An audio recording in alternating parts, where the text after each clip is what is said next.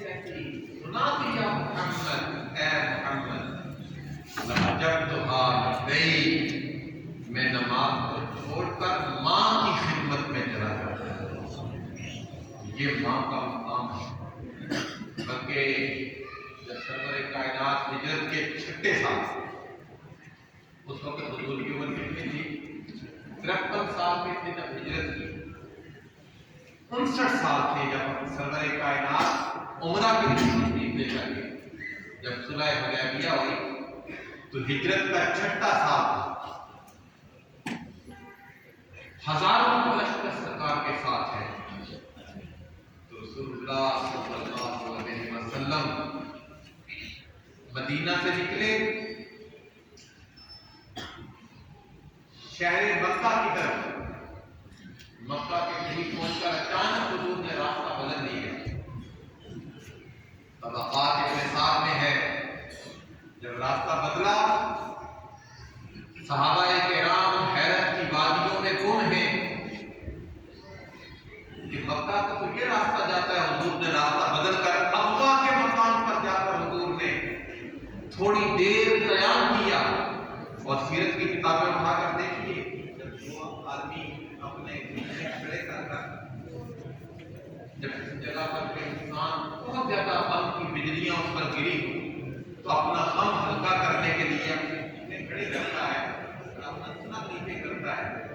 سیرت کی کتابوں میں لکھا ہے کہ حضور اپنی والدہ کی قبر کے پاس بیٹھے، فبکا رسول اللہ، روئے، اور اس قدر روئے کہ تمام صحابہ نے بھی مصطفیٰ کے رونے پر رونا ہے۔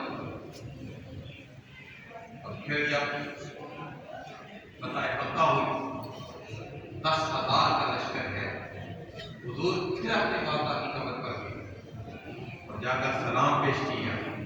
اس پر محدثین کی گفتگو ہے کہ والدہ اور والد ان کا فیضان کبھی منقطع نہیں ہوتا۔ حضور والدہ کی قبر پر گئے تاکہ والدہ کا فیضان ان کے شامل حال ہے۔ یہ حضور علیہ السلام کا اپنی والدہ کے ساتھ تعلق تھا، ایک رشتہ تھا، ایک ربط تھا۔ ریکارڈ دلانگیز داستان بھی سنیں، حضرت ابو ہریرہ، سیدنا ابو ہریرہ رضی اللہ تعالیٰ عنہ، یہ کھیتی باڑی کا کام کیا کرتے تھے۔ انہوں نے کلمہ اسلام پڑھا۔ جب بھی یہ حضور سے کوئی بات سنتے، لوگوں سے جا کر شیئر کرتے، لوگوں کو جا کر بتاتے کہ آج میرے رسول نے یہ فرمایا، اور اپنی والدہ سے بھی جا کر بات کرتے کہ میرے رسول نے آج یہ حکم ارشاد کیا۔ والدہ نے بھی اسلام قبول نہیں کیا تھا۔ ایک دن حضرت ابو ہریرہ کی والدہ نے حضور کے لیے کوئی اتنا اچھا جملہ نہ کہا، نازے کا جملہ کہا۔ حضرت ابو ہریرہ لرزہ پریشان ہو گئے کہ میری والدہ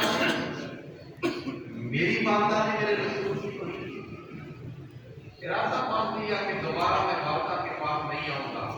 گھر سے نکلے، یوں ہی دہلیز پر قدم رکھا، پھر خیال دامن گیر ہوا کہ باپ بھی دنیا سے چلا گیا، بھائی بھی کوئی موجود نہیں، کوئی ہمشیرہ نہیں، ایک سرور کائنات میں ایک والدہ ہے۔ چلو حضور کی بارگاہ میں چلتے ہیں۔ رسول اللہ کی بارگاہ میں پہنچے، عرض کرتے ہیں یا رسول اللہ میری والدہ کے لیے دعا کریں۔ الفاظ سننے والے ہیں، انہوں نے عرض کیا یا رسول اللہ میری والدہ کی ہدایت کے لیے دعا کریں۔ حضور کے ہاتھ اٹھے، اللہم اہدی ابی ہریرہ، اے اللہ ابو ہریرہ کی والدہ کو نور ہدایت عطا فرما۔ یہ دعا کے لفظ بھی پورے نہیں ہوئے تھے، حضرت ابو ہریرہ نے دوڑ لگا دی۔ راستے میں کوئی ناسا آدمی ملا، کوئی واقع آدمی ملا، اس نے کہا ابو ہریرہ تم بڑے آہستہ آہستہ چلتے ہو، آج بڑی تیزی سے جا رہے ہو، وجہ ہے؟ جناب ابو ہریرہ کہتے ہیں آج میرے رسول نے میری والدہ کے لیے دعا کی ہے، تیز دوڑ کر اس لیے جا رہا ہوں کہ میں پہلے گھر میں پہنچتا ہوں یا میرے رسول کی دعا گھر میں پہلے پہنچتا ہوں۔ اور گھر پہنچے، دروازے پر دستک دی، اندر سے والدہ نے کہا من بالباب، دروازے پر کون ہے؟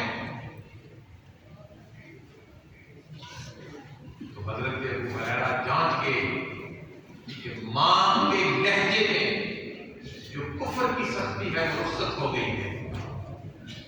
وہ پہچان گئی کہ مصطفیٰ کی دعا نے میری والدہ کی قیا طلب کر دی ہے. کہاں تھوڑی دیر انتظار کرو. حضرت ابو ہریرہ دروازے پر کھڑے ہیں. تھوڑی دیر کے بعد والدہ آئی. تازہ پانی کے قطرے ان کے چہرے سے ٹپک رہے تھے اور ان کی زبان پر مصطفیٰ کی محبت کا نغمہ مچل رہا تھا. جو بات آپ کو بتانا چاہتا ہوں کہ ماں کی خدمت کتنی ناگزیر ہے.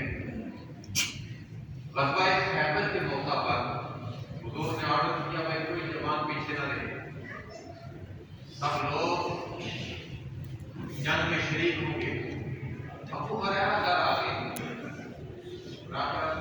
امی جان رسول اللہ نے مجھے بلایا ہے کہ کوئی جوان پیچھے نہ رہے. اور میں جوان ہوں, آپ کی تو خدمت اپنی جگہ ہے, تو حضور نے بلایا.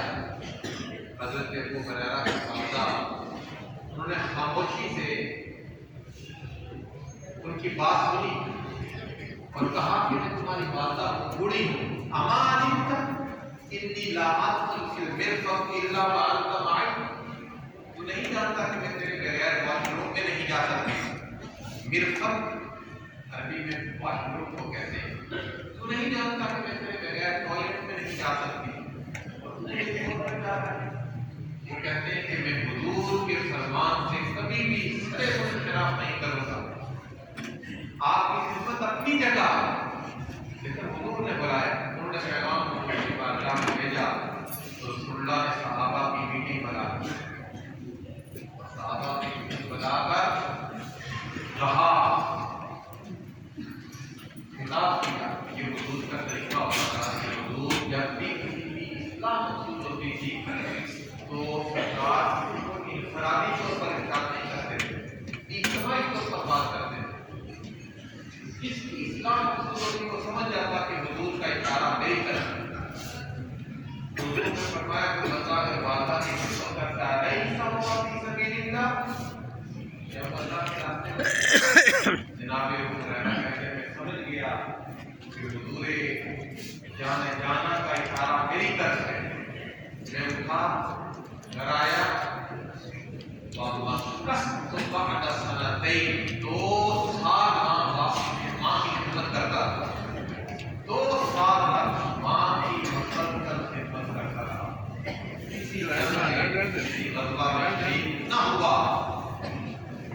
پلٹ کر سرور کائنات کے قریب ناز میں پہنچا تو حضور نے فرمایا کہ ماں کی خدمت کی وجہ سے اللہ نے مجھے حج کا بھی ثواب عطا کیا ہے, جہاد کا بھی ثواب عطا کیا ہے اور عمرے کا بھی ثواب عطا کیا.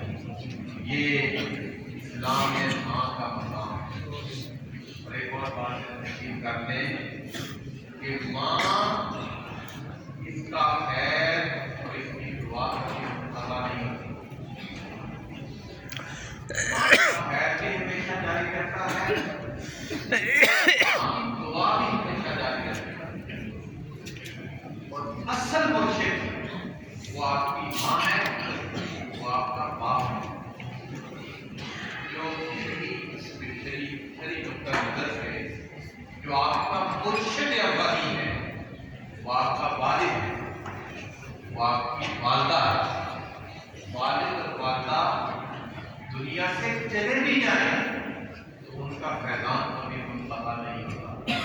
ان کی دعائیں ہمیشہ سامنے بات رہتی ہیں. جناب یوسف علیہ السلام کا ایک واقعہ ملتا ہے قرآن میں.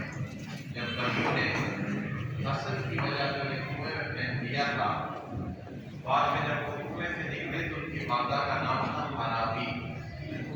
سورہ یوسف کی تفسیر پڑھ کر دیکھیے تو ماں کی قبر پر جا کر انہوں نے چھم چھم آنسو بہائے. بھائیوں کے رویے کی وجہ سے, جو ان پر تکلیف دی تھی اس کی وجہ سے ان کی آنکھوں سے آنسو کی جھڑی لگ گئی. اندر سے والدہ نے کہا بیٹے یوسف صبر کا دامن ہاتھ سے نہیں جانے دینا, کل یہ سارے بھائی میری بارگاہ میں آ کر جھک جائیں گے.